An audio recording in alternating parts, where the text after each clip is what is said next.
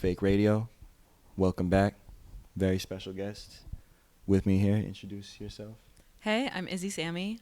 What's good? Izzy Sami, journalist, art, blogger. Yeah, Yup.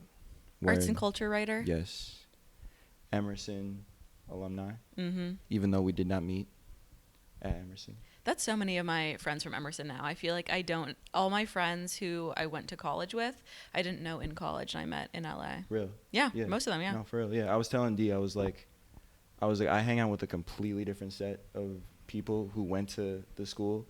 And I was like, a lot of them do know you, but I knew you, but I did not know them. And now I know them. Yeah, that's how it goes. Yeah, no, it's a beautiful thing. Networking. For real. For real.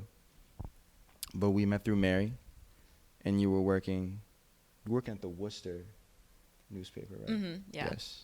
Shout out to Worcester. Shout out Worcester. Worcester, Massachusetts. There's a few of them.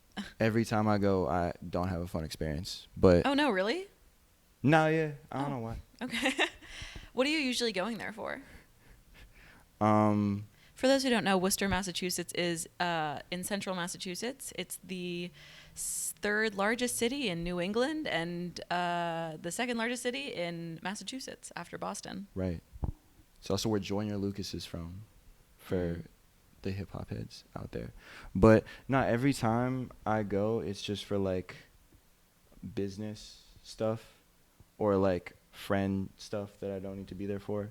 And every time I'm just like, why I never, like, enjoy it. Like, I never get to enjoy it. Okay, I got it. toured Clark there as a youth. I went to see some friends. I had one friend who was from there. Crazy dude. I'm not going to drop his name. Crazy. I love that guy. That guy, you know what? That guy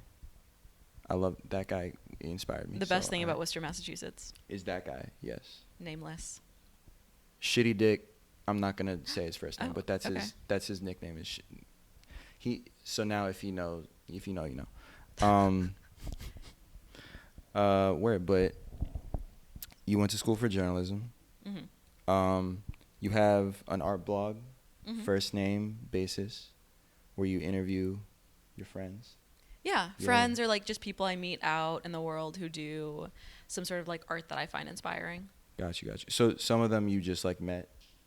Yeah, there's a couple who we weren't really friends. Like one person I met at a bar and we were talking and they said they were a creative director and I was like, oh, cool. And then I hit them up to just get a coffee and chat. And that was my second story for my publication. Got you. Okay. See, I only checked out the ones of the people I knew. Right, yeah. Yeah, okay. I thought, word. And are they all, it's all women so far, right? Yeah, women or non-binary people. Got you. Yeah, and it's not for any reason. I would like to interview a guy eventually, but I'm not meeting enough that are really inspiring me. I guess I don't know. True, no, that's good though, cause I know I'll be like sometimes I'll interview like 3 guys in a row and I'll be like, there's too many guys. There's too many. Yeah. I need to. No, that's cool. So, First Name Basis. I liked the ones I read because it's like very personal. Mm-hmm. You know, similar to this show, very, very personal. Yeah. You know what I'm saying? But so what inspired you to start doing that? What was like Basically, I was kind of feeling uninspired by. I do journalism for work, right? But it's not so. It's not arts focused. It's very like business news focused, and I do enjoy that. But I was just thinking about the stuff that I want to be writing, and people are always asking me, "What kind of journalism do you wish you were doing?" And I was like, I just like a good like art profile on someone. Like I feel like all the stuff I like reading is a really engaging profile of an artist or a celeb, or not even, it doesn't have to be a celebrity, just like a interesting person who's doing something that they're really passionate about. And so I was thinking, and I was like, well, all of my friends do something that I think is interesting and I want to, highlight. So I just decided to start writing about them. And you go with them to like a space that they like are comfortable, right? Yeah, sometimes I didn't want to do it just like they come to my apartment or something like that. So the first one we went to a thrift store, and then the second one we went to like a coffee shop that they like, or let's see, I've gone to the park. We've gone to, what was the last one I did? But yeah, I try to find like a third Yeah, space type you went to New place. York. I went to New Yeah, York. yeah, yeah. Yes, I went all the way to New York for one. That was Yeah, fun. that was cool. Yeah. Word. And do you take the photos Hmm. yourself? That's Yeah, on those, film. they're good. Thank Yeah, you, yeah, thank you. word. That's chill. That's chill. And so, what's your typical process when you're like ready? Because they're very well written. Oh, Unlike thank this you, show, thank you, this is thank you. dumb interviewing. What? Don't Um, say that. um, nah, they're very like well written. Like, what's like your Thank process you. for like, how do you get into the headspace? Like, what? Okay, How do good. you decide the questions? Good question. Uh-huh. Depending on who it is, like you said, Mhm. like they are really personal. So it's usually Yeah. someone who I know, and I know kind of what beats I want to hit with them. Mhm. So I write up my questions thinking about things that I'm just curious about. Yeah. So it's usually if they're a musician, I want to talk about their process or Uh-huh. what inspires them and how they got into it. But then also bigger questions like questions about artists and narcissism Right. or did you always feel like you had something to say or did that come later or do you feel like you have something to say now, things like that. Uh-huh. And then after the interview I will usually go home and then listen to it and then think, oh my God, I don't know how I'm going to write this. We Mhm. hit way too many topics. It's way too broad. How am I Yeah. going to pull this all together? Yeah. I should have asked them this and this. And Mhm. then when I sit down to write it, it just kind of starts flowing. I'll pick like one part to start writing about. Yeah. So it's the easiest part is just their backstory. So I'll Uh-huh. start writing about, they're from here. They started making their art at this age. They're really inspired by their family. And then the other pieces start to fall into place. And by the end, I'm usually pretty happy with what I've come up with. Got you. No, and you do a really good job like making it very like personal to them, because like you've interviewed people who I've met, and I'm like I can tell like I'm like, oh yeah, this is like I can tell this is like not only like just like questions, but this is like what this person like is just on their mind, like, and it like I feel like you tailor it to their personality and their like vibe very Thank you. very well. I mean, hey, so do you. With these, we're doing very similar things. Interviewing, Exactly. it's an art for sure. For real. Yeah. No, that's why I like having other interviewers on, 'cause it's like then you get to check out, because we haven't had any crossover as far as I know. Right. So you can check out In our a bunch subjects, of- that's true. For real. And I love too, like you interviewed Max, and I like that was like the most interesting, because I never knew like the day to day of like a doula, and that was because it's like that is an art, and it's Yeah. and it's like what they do, and it's cool that you can highlight stuff that like regular people wouldn't just be like, I want to interview you, but it's like that, it's like it's cool like that. Yeah, thanks. Word. Let me think. And so you interview a lot of musicians. And you said you want to interview like bands for this? Yeah. I haven't, like I said, I haven't talked to any men yet. Uh-huh. And there are a few bands I know, but I also have not interviewed more than one person. So I feel like that's an interesting process. Actually, do you have advice for me on interviewing more than one person? Yeah. You gotta make it fun a little bit. Sure. You gotta like add in some like games. You gotta be like, who's the most this? Because then it kind of, and also like, just kind of how you do like personal and like explain your relationship with people. Like always ask them like how they met each other and their like impressions, because that Okay, that's a good point. No, true. I haven't interviewed too many bands, but it's a vibe for sure. But who are your favorite like musicians? Like what? Ooh.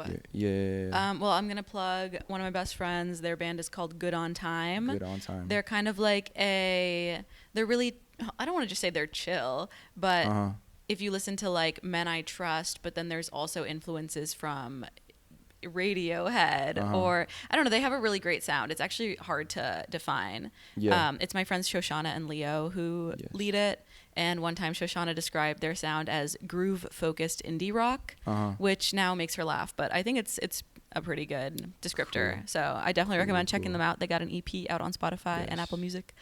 And then other artists, Joni Mitchell always comes to mind. I know it's kind of basic. I love Joni Mitchell. Okay, cool. Yeah.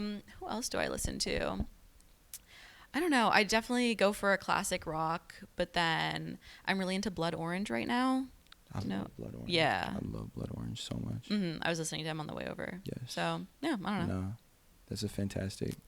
Where and then so this is the game we usually do on this show. Choose one person who you know in real life that you have not interviewed yet, who you want to interview, and then another person who's like dream interview that you've always wanted to do. Okay, hold on. I would say someone I know in real life who I want to interview. That's hard. I kind of interviewed a lot of the people I know. I would like to interview. Right now, they've all been very like 20s. The people in their 20s. Yeah. But my mom's friend Carol is like a 60-year-old hairdresser. Okay. And she has like an amazing life story. Yeah. And I've been really shy about it, but I kind of want to ask her if I can interview her because I think it would be really interesting to make it kind of intergenerational. Originally, First Name Basis was supposed to be just like people in their 20s doing their thing, and now I'm kind of like, but there's so many other people. I feel like that's a little limiting, and I don't want to limit the scope of it. So Carol comes to mind. Hairdresser? Yeah. That's cool. I think like it is. She's really like deep and interesting. And she does like for like celebrities or just like regular No, just regular people. No, that's cool. Yeah. But she's so cool. I'm trying to think of like other people I know who I want to interview. I don't know. Do you have a recommendation? I know I think I reached out to you once about. Oh. I know you just said we don't have crossover, but. No, you should. Well, okay, personal friends of mine. You should interview. There's this singer called Arlena. She's been on the show many times, but you should interview her because she would be good for that kind of. Okay, perfect. Arlena. Yep. I want to talk to you. She's a singer. She's in a band, Not Theory. Ooh. I don't think I've plugged Not Theory. Oh no, I have, but no, Not Theory, very good. She also is a painter. Painted that painting right there. Oh, gorgeous. Beautiful. Yep. No, for phenomenal painter. Oh. So. Yeah, no, you should interview. You should also interview Mary too. Mary was the first person who came to mind, but I thought it would be cheesy if I said that. But no, you should. No. Mary, if you can hear me, I want to interview you too. Mary. Yeah, that's the thing about LA, or we're just in such a creative city. There's constant inspiration. So like so because we both know Mary very well. Like, how would you go like? Oh man. So, yeah, like. I mean, her what? screenwriting is what's most. Right. Mary has written. Every time I see her, she's working on something new. Yeah. There's so many projects she's completed that I don't even know about, or probably have never heard about, but are so endlessly interesting. So I would definitely talk to her about that. Absolutely, but like, what area, like, what third space would you? That's yeah. What story would you frame it through? The Grove, where she works. Yo. Not to dox Mary. No. She doxes herself all the time. No. Yeah, I would go. For real. We do it at the Grove. No, please do it at the Grove. Yeah, in the grass next to the fountain. Oh my God, we take the trolley. Wait, this could actually be beautiful. No, it would be beautiful. Yeah. Okay, perfect. No, for real. Yeah. Yeah. At the Grove. And then famous person who I would. You're right. You said someone famous. Yeah. Oh my God. Or not famous, just they could be just dream in someone who you've just seen who you don't know personally, and you'd be like, I want to interview that person. Like, I want to. It's so hard. There's so many people. I'm like Timothée Chalamet, but I don't know. Chalamet? I mean, I feel like that could be kind of pretentious I feel like he would make kind of a bad interviewee. But I don't know. I think also there's a podcaster I really like named Sam Fragoso. His podcast is called Talk Easy with Sam Fragoso. Talk Easy? Okay. Yeah. I think you dig it, actually. It's pretty cool. Has my name in it, so I have to, I have to check Talk it out. Easy. Talk Easy. Yeah, true. Yeah. But he's a great interviewer. Yeah, you should definitely listen to him. He's a great interviewer. Okay. He partially inspired my Substack too. Okay. Because I was listening to his interviews. He just asks such great questions, and he also has great banter with people. Yeah. He will be interviewing. My favorite one is with Joaquin Phoenix, the actor. Yeah. Oh, so he's a pretty big budget. Yeah. He does huge names. Yeah. But he does one with Joaquin Phoenix where it sounds like they've been best friends for 30 years. I love it. Yeah.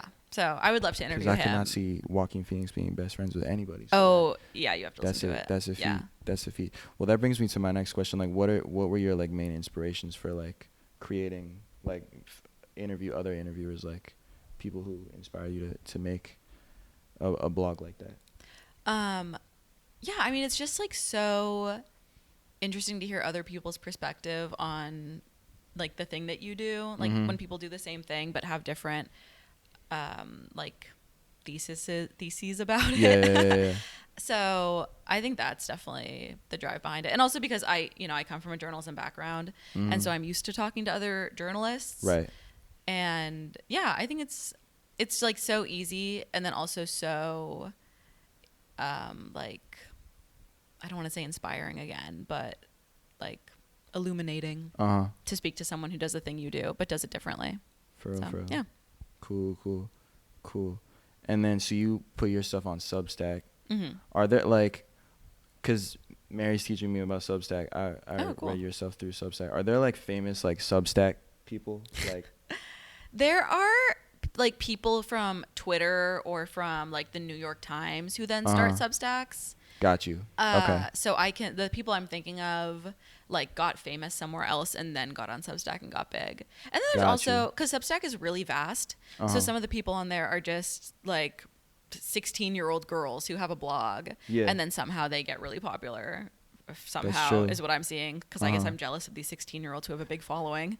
But Yeah. yeah, if you want recommendations, I'll send them your way. Send them. Yeah, no. Because we're trying to put out like a Substack. Yeah. Like essays type. Oh, really? Okay, cool. You would write them together? No. They're married, but I'm. Oh. Yeah. Cool. But I'm the manager, so I'm obviously. Oh, hell yeah. Do you make money? Like you can make money off. You can. There we go. My paid subscribers are my best friend Meredith's sister. Shout out. Hey, shout out. Hey, shout out Meredith. How is she?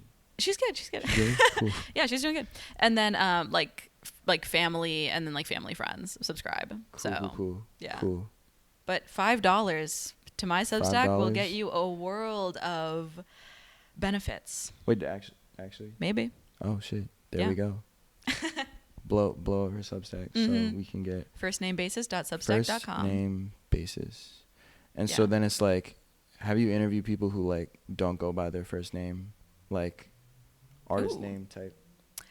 No, I haven't yet, actually. No. Oh, shit. I called it that because in journalism, you typically in an article will call someone by their last name the whole time. So you'll I'd be like Izzy Jackson, and then the rest of the time I would just call you Jackson, you know? Right. And I wanted this to be so personal, so I was like, we're going to be on a first name basis with these people. Got you. Yeah. No. Okay, that's another. You should interview someone who has like a stage name. Yeah. Okay, well. Because it's always just like when I interview, there's certain people where I'm like, what is your actual name? Because I keep calling you by your stage name, and we're homies. Like, I should know. Do they like that, though, or do they want you to keep calling them by their stage name? I feel like if they introduce themselves as their regular name, that means that you introduce themselves, you talk to them with their regular name. Yeah. But then if they introduce themselves as like a stage name, that's what they're doing. But it's interesting when people do that. But then it gets to the point, especially in LA, because I just be on shit where I'm like a fan of someone, and then I just know them by like their stage name just because like I was a fan of them before I like met them in person, and then it gets like hella distracting when like I know their actual name, because then it's like, well, now I have to. But yeah, it's smooth. But no, you should see. That's the you would have to, I guess, call them by their legal. No, I wouldn't have to. Oh, okay. But I wonder if I would. That's actually, I haven't thought about that. I would definitely ask them what they want. And then if they were like, up to you, I think I would just go by their normal legal name. I don't know. Yup. Yeah. Word. Izzy Sami, first name basis. What publication do you like write for, like professionally as well? Do I have to say? Oh, you don't want to say it? Nah, you don't have to check it out. Oh, okay. It's like, it's boring, and you went to Comic-Con. What? You went to Comic-Con. I did get to go to Comic-Con. There you go. And that's it. There you go. That's interesting. Thank you. But word. If you have a favorite, what's your favorite interview that you have done? Ooh, my favorite. Oh, my favorite is with my childhood best friend Zoe. Okay. And Zoe, instead of a typical art, I wrote about how Zoe is a philosophy student right now. She's in college studying philosophy, which is just so interesting because her dream isn't to become a philosopher per se. It's just to like become a philosophy professor.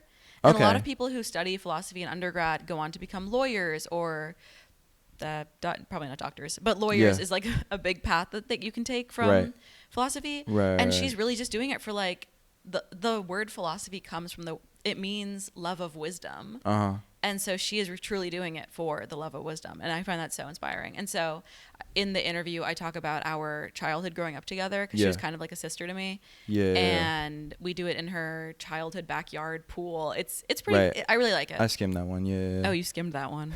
I did. No, it's okay. No, I didn't expect you to read all. I think there's like 10 or 9 or 10. Yeah. There was a lot, yeah. But no, that's cool. So that's your childhood best friend who's trying to be a philosophy professor? Yes. That's my childhood best friend is also You're kidding me. Trying to be a philosophy as far as no way. I know, yeah. That's so awesome. Maybe it's the same best friend. No. He's a dude. Totally. But I think that's what he's trying to do. If that's I haven't you should hit him up. You should interview him for this. It's fun to interview a philosophy, like a philosopher, because they have so many thoughts on everything. That's true. Yeah. That's true. They do have a lot of thoughts on everything. We forgot to. You're from like around here. You're from I'm from LA. Area. Yeah. Yeah. So what like? So you must have seen a lot of like bands and acts come through. Yeah. Yeah, in high school, for some reason, I was really into, like, the surf punk scene. Uh-huh. So my friends and I saw this band Fiddlar, like, 4 or 5 times, if you've heard of them. Got you. Yeah. Surf punk? Yeah. Like the Beach Boys type? A little more hardcore than the Beach Boys. A little more hardcore than that, okay. Rest in peace, Brian Wilson. R.I.P. Brian Wilson. R.I.P. For real. But yeah, I saw a lot of bands, but that one's one that came to mind. And then what made you want to become, like, a journalist? I always liked writing when I was younger. Yeah. And then in high school, my friend's older sister was on the school paper and told me, oh, if you like writing, you should join the school paper. Mm-hmm. And I kind of became obsessed with it, and then was the editor-in-chief my senior year because I was the only person who stayed in the class all 4 years. Okay. And I was applying to colleges, and if they didn't have a journalism major, they just had an English major, and I wasn't that excited about English. I kind of knew journalism was more exciting to me. Yeah. So, yeah, I got into Emerson for journalism, and it's a great journalism program, so I was really happy to do that, and then got a job at the Worcester newspaper, the Worcester Telegram and Gazette. Shout out. And then when I moved back to LA, I found my current job working in business journalism. Hell yeah. Word. And what's your angle? What you're trying to take the first name basis? What's the angle with that? I would love to take first name basis to like a viral status. Like I would love if it was and I would also love to make a print version of it eventually, whether that's like a monthly thing or I was thinking of maybe like a book of it since it's just they're kind of standalone. It could be like a book of essays type thing. Yeah. Yeah. If I could make actual money from it and could quit my normal job, that would be incredible, but that is probably going to take several years. So yeah. No, you should host, because I started doing, you should host like events with the people who are interviewed. Honestly, yeah, great idea. Yeah, that's what I've started doing. Easy, a shiver down my spine. That's a great idea. No, for real. I was inspired to do it because my friend who does a magazine, shout out Ether Decor, they were doing. I've wanted to do a fake radio event for a while, but they did it, and then I was like, well, now I have to do it because they're in the space and I'm in the space. So now and then I've started doing it, and it's been good. You should be my manager. It's a great idea. I should. So when did you start fake radio, and why is it called that? Fake radio? Okay, I started it. I've said this many times on the show, but sorry. No, because new people come and then they'll find out. Yeah, the audience that I'm bringing has to know. So I started because I wanted. So I grew up in Boston, so I was a big fan of WERS, as we all are. And then I was like, because I transferred, so I had a hip hop show at the radio show at the other college that I was in, and then I transferred to Emerson. I was like, oh, I have a hip hop show, like I would love to do it on WERS, and they were like, well, we don't do hip hop, so you can't do that. My God. And I was like, Boston is the most racist city in America. You know, I kind of get it though, cause like I get it. It's not I understand. Okay. My bad. But they're like, you can do our internet radio show, and I was like, okay, well, I'm just gonna call it fake radio because I'm petty. And then I did it for a while on the show, and I would interview people because I was in Boston, so I just knew people there. D was the first guest and also the first performer at the Fake Friends event that I hosted 1 month ago today, as of this recording. 1 month ago today. And then yeah, then it's on and off. You know what I'm saying? That's how it got. Like I stopped doing it after the pandemic. Then I started doing it again like a year into my LA journey, and then I met a lot of people doing it, and I've made a lot of my best friends like being like, I have a podcast, come on and then they come on, and that is how I've made most of my friends in LA is through. Wow. So it's a very good tool, you know, even if things don't go about, like you've probably connected with the people you've interviewed on a deeper level through first name basis, and I've done that the same with fake, like most of my friends have come out because I've marketed myself as a podcaster. They come on, and then we connect. They come to my home, and then it's solidified. So Okay, that's beautiful. Yeah. That's how it is. Yeah, for real. But shout out Izzy Sami. Mm-hmm. Shout out Jimmy K. Feds in the Squeak Squad. Free Palestine. We out.